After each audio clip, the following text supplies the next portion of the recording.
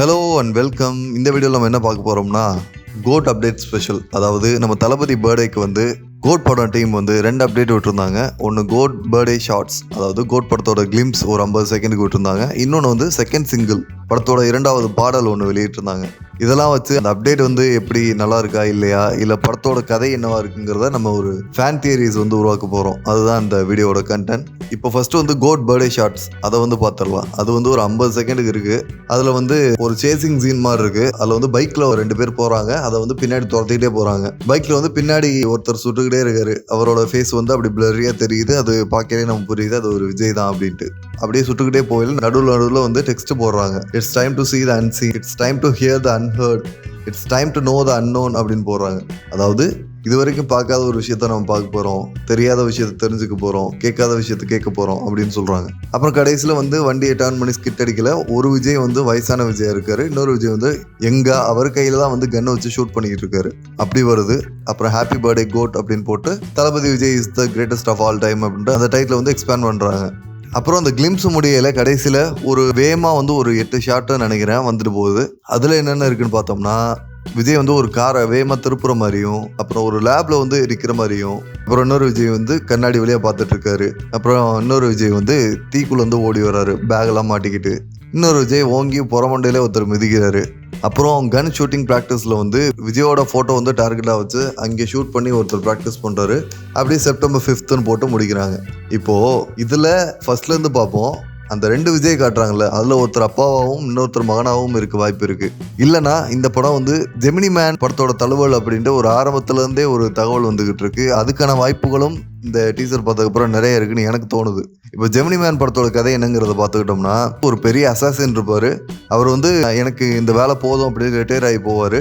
அதுக்கப்புறம் அவரை மாதிரி வேற அசாசினே இல்லைங்கிறக்கா அவரோட குளோனை வந்து உருவாக்கி அந்த குளோனுக்கு வந்து அவரோட ஒரிஜினல் இருப்பார்ல அவரே டார்கெட்டாக வச்சு அவரை ஹண்ட் பண்ணணும், அவனை கொல்லணும் அப்படின்ட்டு வளர்க்குறாங்க, ட்ரெயின் பண்ணுறாங்க. கிட்டத்தட்ட அதோட லைனும் நமக்கு காட்டப்பட்ட ஷார்ட்ஸ் வர அதுவும் வந்து மேட்ச் ஆகுது.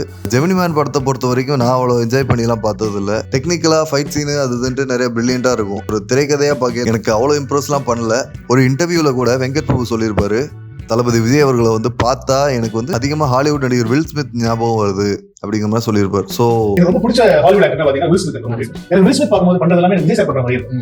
ஒரு காலகட்டத்தில் வந்து அப்படியே இருந்துச்சு. அவர் அந்த ஃபன் ஒரு ஹியூமர் இருக்கும், ஒரு ஆக்ஷன் ஹியூமர் கலந்து ஒரு விஷயம் பண்ணும்போது நிறைய வில் ஸ்மித் மாதிரி படம் வச்சு பண்ற மாதிரி நிறைய ஆசை இருந்துச்சு. அது உண்மையாக கூட இருக்கலாம். அப்படி இருக்கிற பட்சத்தில் இந்த கதை வந்து ஒரு குளோனிங்கை பேஸ் பண்ணி குளோனிங்கை கான்செப்டாக வச்சு வர்ற சயின்ஸ் ஃபிக்ஷன் படமாக இருக்கலாம். அதில் ஒரு ஷார்ட்ல வந்து லேபுக்குள்ளே நிற்கிற மாதிரி இருக்கு. அந்த குளோனிங் சம்பந்தமான காட்சிகள் மாதிரி தான் இருக்கு. அதில் பார்த்தீங்கன்னா ஐபால்ஸ் இதெல்லாம் ஸ்கேன் பண்ணி ஒரு கேரக்டர் நிற்கிற மாதிரி இருக்கு. அதில் ஒரு மானிட்டரில் என்ன போட்டிருக்குன்னா பீக் ஆஃப் 11 பில்லியன் பை 2050 2050 ஒரு வருஷத்தை மென்ஷன் பண்ணியிருக்காங்க. ஸோ வந்து இது ஃபியூச்சரிஸ்டிக் கதையாக ஒரு சயின்ஸ் ஃபிக்ஷன் கதையாக இருக்கிறதுக்கு வாய்ப்புகள் இருக்கு. இப்போ அதில் ஒரு ஓல்டு கெட்டப்பில் விஜய் வந்து அவரோட ஃபோட்டோ வந்து டார்கெட் பண்ணி கன் ஷூட் ஒன்று நடக்குதுல, அதை ட்ரெயின் ஆகிட்டு இருக்க ஆள் கூட இன்னொரு விஜயா இருக்கலாம். சின்ன சின்ன கண்கள் இந்த பாட்டை வந்து விஜய் பாடியிருக்காரு. அதாவது ரொம்ப வருஷம் கழிச்சு அவரோட படத்தில் 2வது பாட்டு பாடுறாருன்னு நினைக்கிறேன். கோ சிங்கரா வந்து மறைந்த பின்னணி பாடகியான பவதாரணி வாய்ஸை வந்து ஏஐ டியூன் பண்ணி இந்த பாட்டில் யூஸ் பண்ணியிருக்காங்க.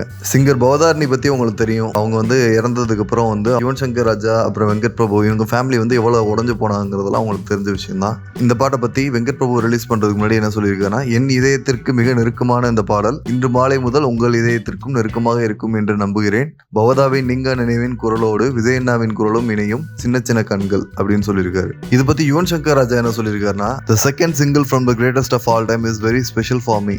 அதாவது கோட் படத்தில் உள்ள இந்த செகண்ட் சிங்கிள் வந்து எனக்கு ரொம்ப special. Words cannot do justice to describe this feeling. When we were composing the song in Bangalore, Venkat Prabhu and I felt this song is for my sister, and at the time I thought to myself, once she is better and out of the hospital, we can record her voice. அதாவது வார்த்தையால் என்னால் இதை explain பண்ண முடியல. நாங்கள் இந்த சாங்கை பெங்களூரில் ரெக்கார்ட் பண்ணும்போது வெங்கட் பிரபுவும் நானும் இந்த சாங் வந்து எங்கள் அக்காவுக்கு பொருத்தமாக இருக்கும் அப்படின்னு நினச்சோம். அந்த டைமில் அவங்க ஹாஸ்பிட்டலை விட்டு பெட்டராகி வெளில வந்தோன்னே அந்த சாங் அவங்கள வச்சு பாட வச்சிட வேண்டியதான் அப்படிங்கிற மாதிரி யோசித்தோம்.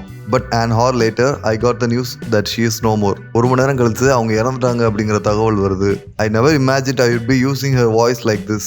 நான் எப்போவுமே கற்பனை பண்ணதில்லை அவங்க வாய்ஸ் வந்து நான் இப்படி யூஸ் பண்ணுவேன் அப்படின்னு. I would like to sincerely thank my music team and all the people involved in the process of making this happen.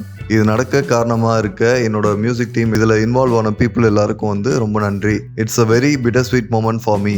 இது வந்து ஒரு பிட்டர் ஸ்வீட்டான மொமெண்ட் தான் அப்படிங்கிற மாதிரி சொல்லியிருக்காரு. இந்த பாட்டில் வந்து பவதாரணி வாய்ஸ் வந்து ஏஐ டியூன் பண்ணி பாட வச்சிருக்காங்க. இந்த பாட்டுக்கான வரிகள் வந்து கபிலன் வைரமுத்து எழுதியிருக்காரு. அதாவது கபிலன் வைரமுத்து இது வரைக்கும் நடிகர் விஜய்க்கு பாடல் எழுதுனதே கிடையாது. இதுதான் அவர் வந்து விஜய்க்கு எழுதுற முதல் பாட்டு. இந்த பாட்டை கேட்கும்போது 90ஸ்ல விஜய் பவதாரணி பாட்டு பாடல்கள்லாம் ரொம்ப நினைவுக்கு வருது. விசில் போடு சாங்கோட ஒரு நெகட்டிவ் ரெஸ்பான்ஸுக்கு அப்புறம் இந்த பாட்டை வந்து ஒரு பாசிட்டிவ் ரெஸ்பான்ஸ் வாங்கியிருக்கு. எல்லார் மனசுலயும் வந்து ஒரு நல்ல பாடல் அப்படிங்கிற ஒரு அங்கீகாரம் பெற்றுச்சு.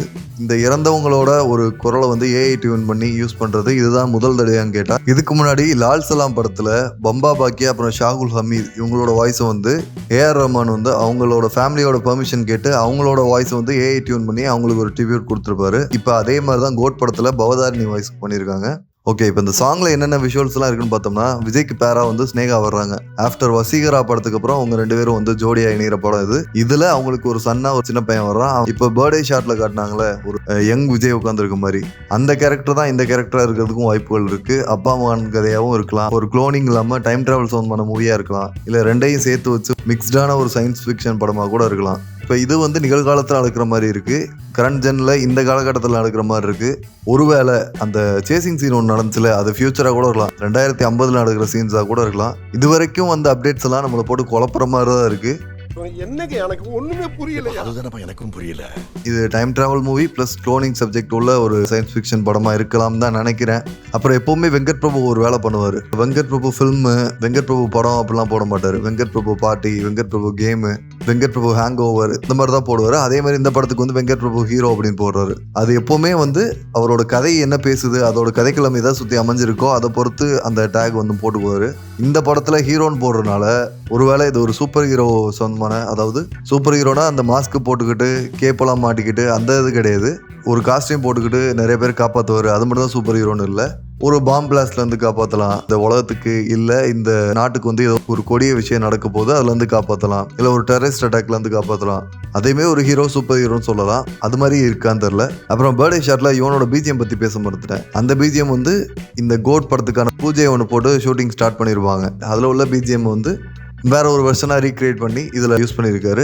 கேட்கவும் நல்லா தான் இருக்குது. அப்புறம் அந்த சின்ன சின்ன கண்கள் பாடல்கள்லாம் வந்து கேட்க தெளிவாக, வரிகள்லாம் நல்லா புரிய ரொம்ப ஒரு நாஸ்டாலஜிக் ஃபீல் தருது. இதே யுவனோட கம்போசிஷனில் இரவா பகலா சாங் ஒன்று இருக்கும்ல, அந்த பாடலையும் கொஞ்சம் ஞாபகப்படுத்துது. ஸோ கோட் படத்தோட அப்டேட் வந்து இவ்வளோதான்.